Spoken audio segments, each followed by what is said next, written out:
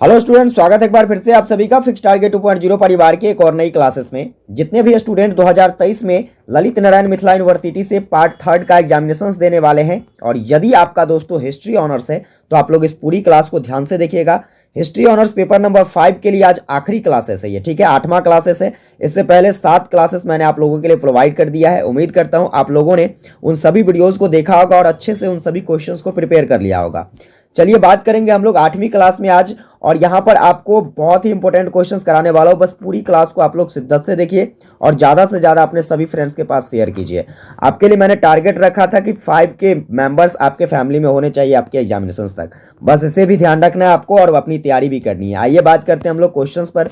देखिए यहाँ पर सबसे और सारे के सारे क्वेश्चंस जो हैं या इंपॉर्टेंट फैक्ट से जुड़े हैं, सारे फैक्ट को आप नोट कर लीजिएगा। कॉपी पेन लेकर तैयार हो जाइए। पहला क्वेश्चन कहता है कि जहांगीर ने खुर्रम खां को कौन सी उपाधि दिया। ठीक है, मेरी साउंड थोड़ी सी आज खराब है क्योंकि गला खराब हो गई है, ठीक है, इसलिए आप लोग नोट करते जाइएगा। क्वेश्चन कहता है कि जहांगीर ने खुर्रम खां को कौन सी उपाधि दिया।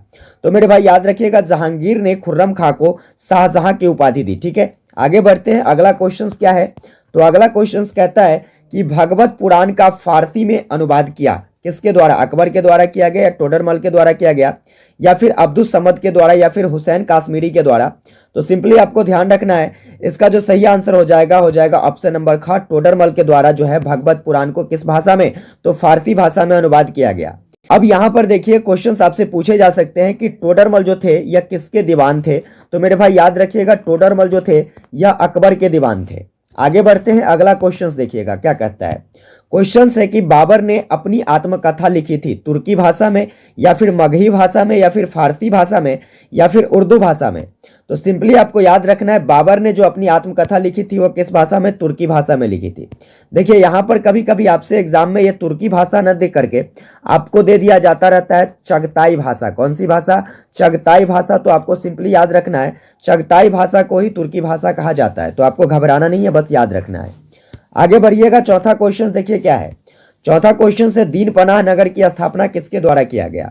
बहुत ही इंपॉर्टेंट क्वेश्चन से, स्टार लगा लीजिए और छप सकता है क्वेश्चन से दीन पनाह नगर की स्थापना किसके द्वारा किया गया। तो मेरे भाई ध्यान रखिएगा, हुमायूं के द्वारा दीन पनाह नगर की स्थापना की गई।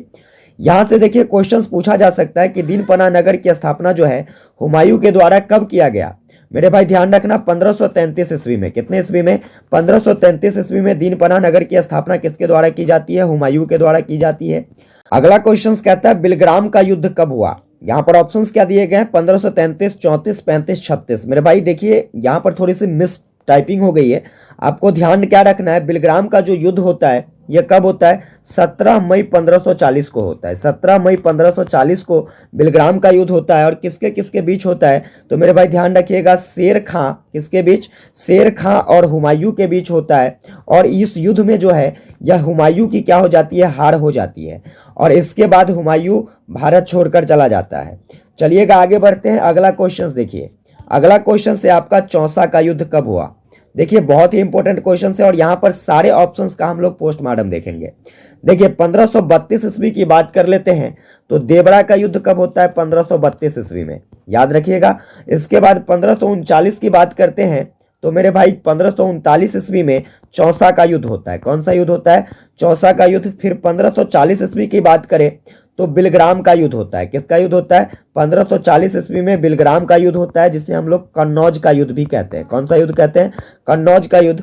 और 1541 में बात करें तो सरहिंद का युद्ध होता है। कौन सा युद्ध होता है, सरहिंद का युद्ध। इसमें से कोई भी क्वेश्चन आपसे पूछे जाए बड़ी आराम से कर लोगे, इसका स्क्रीनशॉट ले लीजिए। आइए बढ़ते हैं, अगला क्वेश्चन देखिए क्या है। क्वेश्चन कहता है गुलबदन बेगम ने किस मुगल शासक की आत्मकथा लिखी है।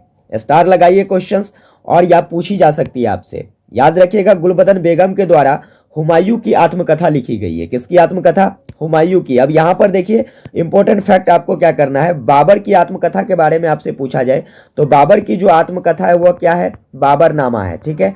वही हुमायूं की आत्मकथा के बारे में पूछा जाए तो